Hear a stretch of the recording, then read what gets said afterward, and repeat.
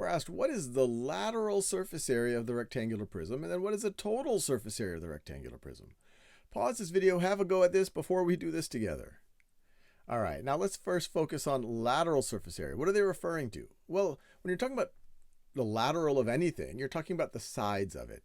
So what we're really thinking about is the surface area of this rectangular prism without considering the top and the bottom. And then when they say the total surface area, then we're going to add the top and the bottom bit to that. Now there's a couple of ways that we could approach it. My brain actually likes to just go side by side and say, okay, this side right over here, its surface area is 9 times 5 or 45 square centimeters. That's going to be the same as that one over there. That's also 45. And then I could do 8 times 5 for the back side and then 8 times 5 again for this front side and then add them all up together. We do that in other videos. What I'll do in this video is think about another approach to it. Think about it if there were no top and bottom, and if we were to cut this right over here and we were to open it up, then this rectangular prism would look something like this. It would look something like this. Let me do my best at trying to draw this. It would be in 4 sections. It would look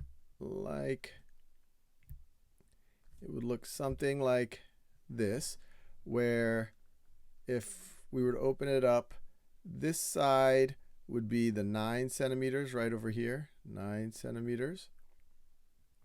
This would be this 8 centimeters. Let me do a different color.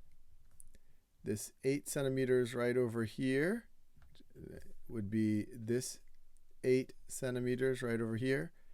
This would be another 9 centimeters right over there, 9 centimeters. And then this right over here would be another 8 centimeters. This right over here, 8 centimeters. And that place where we opened it up, I know that orange and the red look similar. Actually, I'm trying to do the orange actually.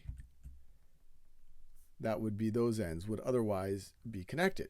And so if you're trying to figure out the lateral surface area, it's equivalent to figuring out the surface area of this. The surface area of this, what we're doing here, is we can think about the perimeter of the base right over here. That's going to be the same as this length.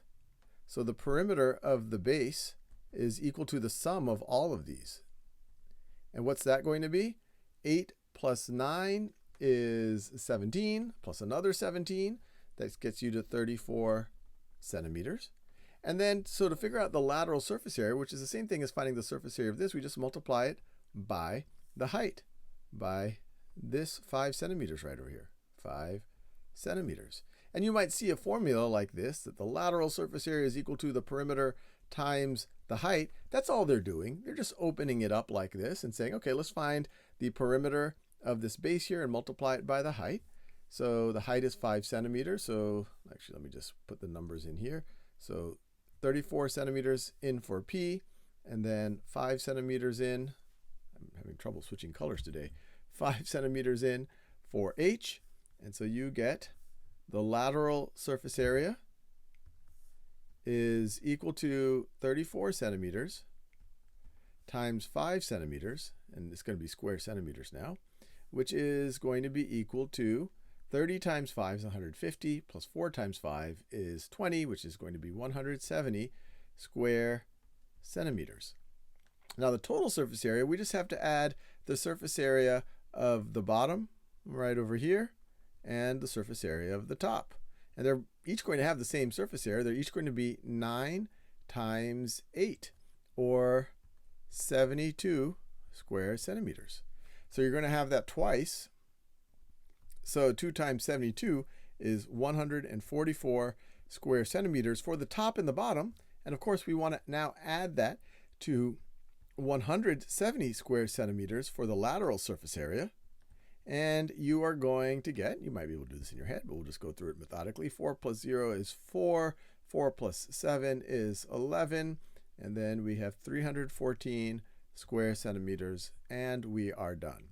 So we just wanted to expose you to, this is one way to do it. My preference would just to be go side by side and just make sure I get each of them and then calculate it, versus just memorizing formulas. I don't just like memorizing formulas unless I know where it really came from.